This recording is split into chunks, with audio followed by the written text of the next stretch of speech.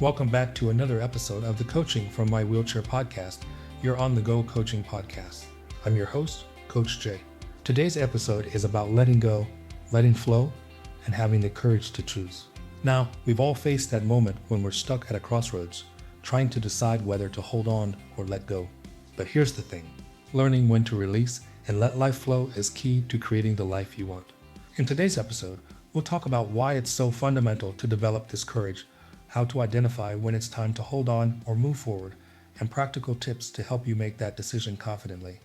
I'll also share real-life examples from my coaching experiences so you can see how this plays out in everyday life.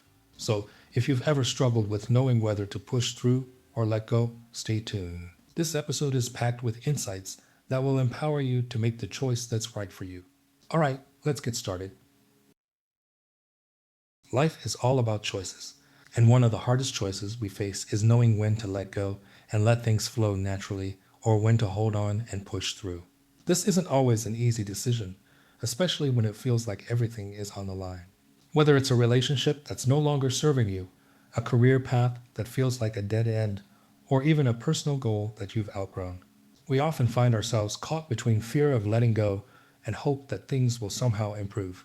But here's the truth. Letting go isn't about giving up. It's about making space for something new, something better to flow into your life. And having the courage to choose whether it's to hold on or move forward requires a deep sense of trust in yourself and your journey. In today's episode, I'll share some real-life coaching examples of clients who face this exact dilemma. We'll explore the key skills you need to develop to make these decisions with confidence, and I'll offer some practical steps to help you move forward once you've made your choice. So, why is learning to let go and let flow so important? Because holding on to something that's no longer serving you can keep you stuck. It can drain your energy, block new opportunities, and prevent you from growing. On the other hand, letting go, while scary, creates space for something new to enter your life. It allows you to align with your true purpose. Let me share a story about one of my clients, Anna. Anna had been in a job for years that she thought she loved, but over time, she began to feel drained and unfulfilled. Every day she would tell herself, if I just hold on a little longer, things will get better. But deep down, she knew that her passion for the role had faded. Anna came to me, struggling with whether to stick it out or make a change. We spent time exploring what was truly important to her. Through our coaching sessions, she realized that her fear of leaving was rooted in the uncertainty of starting something new. She was holding on out of fear, not out of passion. Once she had the courage to choose a new path, she left her job, and guess what? New opportunities started flowing in. She's now in a role that excites and energizes her every day. The takeaway? When you let go of what's no longer serving you, you open the door for what truly aligns with your life's purpose. Making the decision to let go or hold on isn't something that happens overnight. It requires certain skills that you can develop over time. Let's talk about the key skills that will help you master the art of letting go and choosing what's right for you. First thing of note, you can't make an informed decision without first understanding your own needs, values, and feelings. I had a client, James, who was holding on to a business partnership that wasn't working. He felt obligated to stay because of the time he had invested. But once we worked through his values and long-term goals, he realized the partnership was holding him back. It took self-awareness to see that staying was costing him more than leaving. Second, recognizing and understanding your emotions and the emotions of those around you helps you navigate tough decisions. Emotional intelligence allows you to see when your fear of change is getting in the way, or when your desire for comfort is preventing you from making a necessary move. Third, it takes courage to make any major change.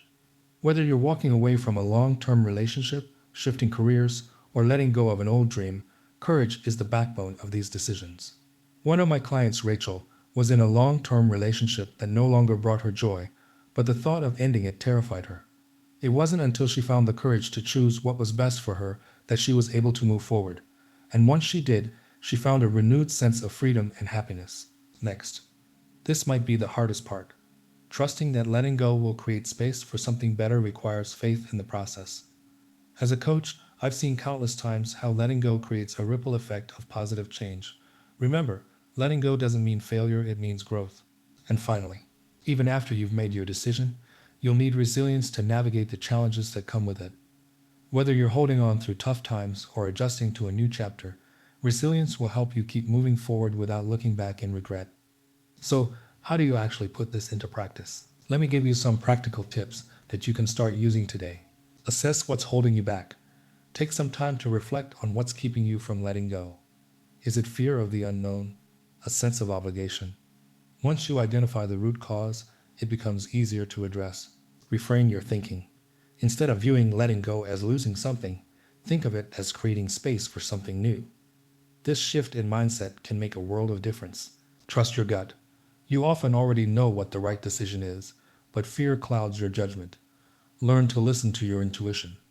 If something no longer feels right, it probably isn't. Start small. Letting go doesn't have to happen all at once. Start with small changes. One of my clients, Tom, was hesitant to leave his job, but knew something needed to change. So instead of quitting right away, he began by delegating more and creating space for personal projects.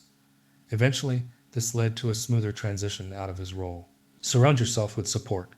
Change is hard, but it becomes easier when you have the right support system. Whether it's friends, family, or a coach, surround yourself with people who encourage your growth and empower your decisions. Let's talk about how this philosophy of let go, let flow applies both personally and professionally.